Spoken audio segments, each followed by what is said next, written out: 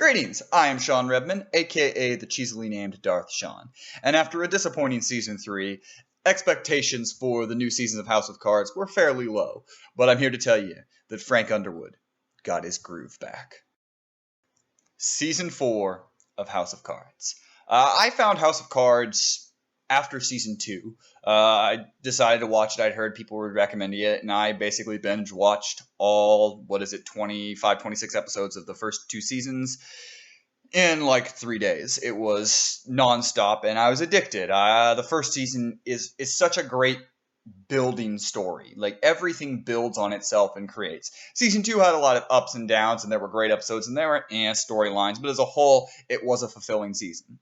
And then Season 3 came along, and there are things I like about Season 3, and maybe, depending on how this video does, I may talk about Season 3 even more in depth, but Season 3 as a whole was just everything that made 1 and 2 great. Is even when Frank Underwood or Claire or any of these people had their missteps, they were always in control. And Season 3, there is no control. It's just every misstep, and every time you're just going, Frank, what are you doing? Why are you doing that? What are you doing? And eventually it just gets such a headache. It's like he never wins. He never has that moment where he's getting forward. Even when, he has good moments, it's always getting pushed down and pushed down. And we watch the show to see the manipulation. We watch the show to see the brilliance. We watch the show to see the dirty politics put together. And Season 3, Frank spends so much time trying to be good and trying to be the guy that people like. And while I dislike a lot of Season 3, that aspect of it really builds into why Season 4 is so great, is because throughout Season 4 is Frank Underwood realizing it doesn't matter anymore. I'm not here to appease anyone. I'm going to be who I am. And that is so great that they've gotten to that point, that they just have decided that Frank Underwood is basically to his breaking point, and they pushed him all the way to the wall, to the end of the wall, and he's going to come out swinging. And I'm really excited to see what they do. If Season 5 is the final season, if they try to push it, I hope they don't try to milk it too far.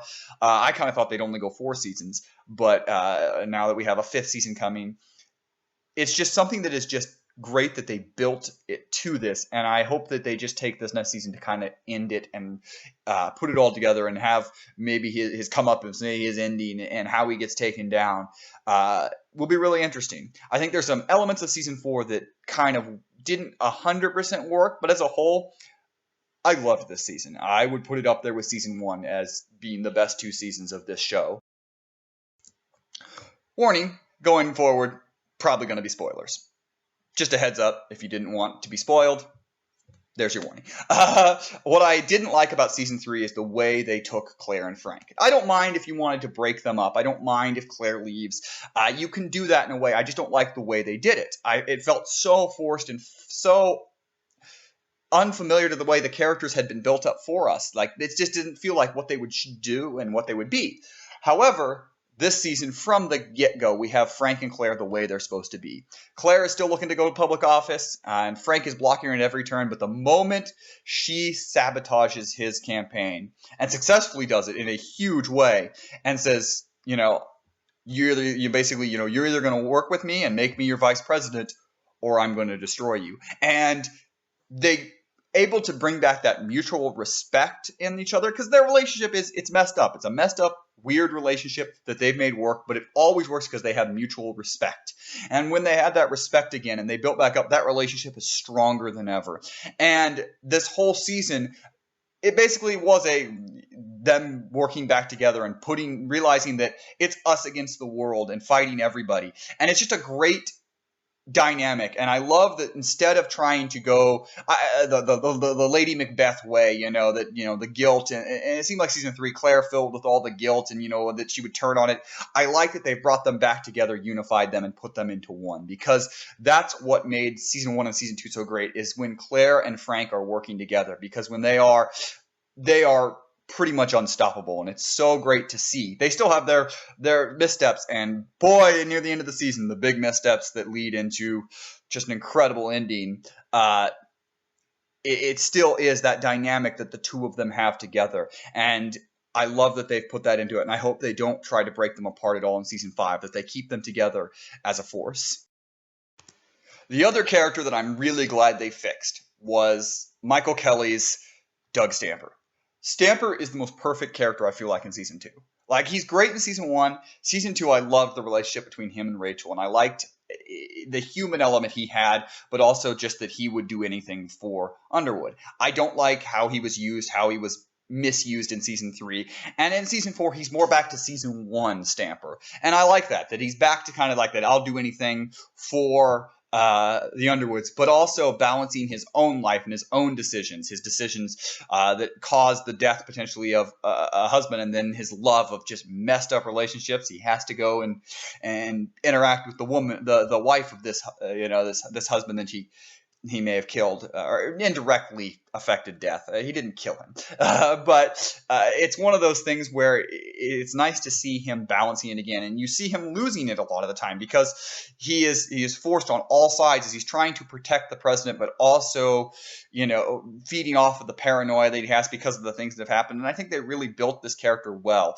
I don't think you could fully undo a lot of the damage that was done in season 3 by him and for him, but they did at least return the character back to the way I felt like it should be. And I really enjoyed, again, the way he plays it, the way he builds it, and how loyal he is to Underwood through everything is still quite incredible. And that is something that they've done a really good job through all seasons, but especially this season, showing his devotion. And it's really interesting because you have this despicable person, and Frank Underwood is a despicable person, and yet people still are and have been from less and less every season, but people from the beginning have always been attracted to him because of the power, because of the options, because of and you see people falling off and you see which ones will stick with him. And I love how they built Stamper up throughout these seasons. Something that I felt has been missing throughout all the seasons has been that kind of true competitor, true antagonist to come against Frank. Not necessarily a villain, but that true person that can balance him. We've seen different characters, kind of Raymond Tusk in season 2, different politicians in season 1. You kind of had it in Heather Dunbar in season 3, as well as, the Russian president Petrov. But all of those have not necessarily lived up. I really, really loved Conway. And you bring in this governor, this Republican governor, to run against Frank in this general election, and he's basically Frank Light, but on the Republican side. And there's so many different things that he balances, and how similar he is, and how many dirty tactics he's willing to go to. And it even reveals at one point that he and Frank met on that same fateful day that opens season 1, that New Year's Eve party that they met, and it kind of seemed that each path went that way, and they're coming to here, and it was that perfect balance, and allowed Frank to have to fight someone who is as dirty, who will pull punches, who will do as many things as him. And it was really great to see the balance because they each get their breaks at different times. When the betrayal of Durant and different things through that lead to Conway being able to be smug, Frank's countering and ability to call him in and call his bluffs consistently. And it's just a great balance that they did of having someone that is basically Frank Underwood, but on the opposite side, and is able to really, really balance him. I also love that they made the wife someone who is more ethical, but also willing to go along these ways. So it's not like another form of Claire, but it is definitely a more believable, who's very much involved in the politics, but also there is kind of that ethics that she has that kind of can balance Conway a little bit here and there. So you kind of are almost like, oh, are they the good guys in this? But more and more you realize, no, they're not the good guys. They're just not the Underwoods. And I think that is something very interesting that they did to do, and just showing how dirty politics is. And I've always loved that about the show. It's just that basically nobody in the political spectrum is good, right, and moral. Well, maybe you can... No, not really. You can give a couple of people here and there, maybe. But as a whole, they're just... all the politicians are dirty. They have to play politics. They have to do things. Even if they don't want to, they're all dirty in some level. And I love that they've been able to do that through all of this. In the end, I really liked season 4. It is exactly what I want from House of Cards. Is it perfect? No. There are small little things all around. There's ups and downs throughout the season, and it's meant to be binge watched. So when you're watching it individually, you're like, oh, that was kind of a slow episode, or oh, that story didn't seem entirely necessary. But it's all put together when you watch them all in a 13 episode as quickly as you can. It all fits together and it works, and what has made House of Cards so great.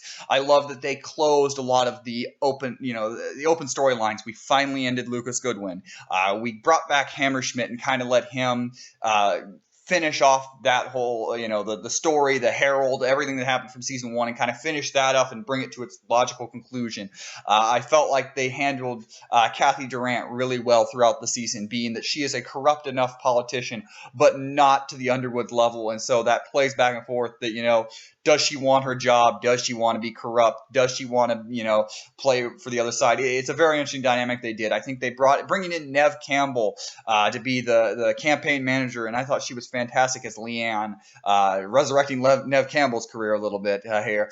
It was really nice to see that character just be fleshed out. I like just all the characters as a whole. They really did a good job both building the old characters, bringing in new characters, and putting them together, and giving us a very coherent story that really, from beginning to end, builds the beginning of what is the evil of the Underwoods fully coming out and fully being embraced, and no longer this, I'm going to try to be this likable guy. And I love that they built that from episode 1 to episode 13 of this season, and they just allowed it to fully manifest. And so in the end, I love this. I say go out and watch House of Cards. If you haven't watched season 1, buckle up. You're probably going to be watching a lot of episodes in a row. If you haven't checked out season 4 yet, because maybe you had some hesitation because of season 3, check it out. You shouldn't be disappointed because it gets back to what made House of Cards. So what do you guys think? Did you enjoy season 4? Let me know. What do you want to see in season 5? Put that in the comments below. As always, like this video, subscribe to the channel. We're almost to 100 subscribers. And I am Shawn Redman, aka the cheesily named Darth Shawn. May the Force be with you, always.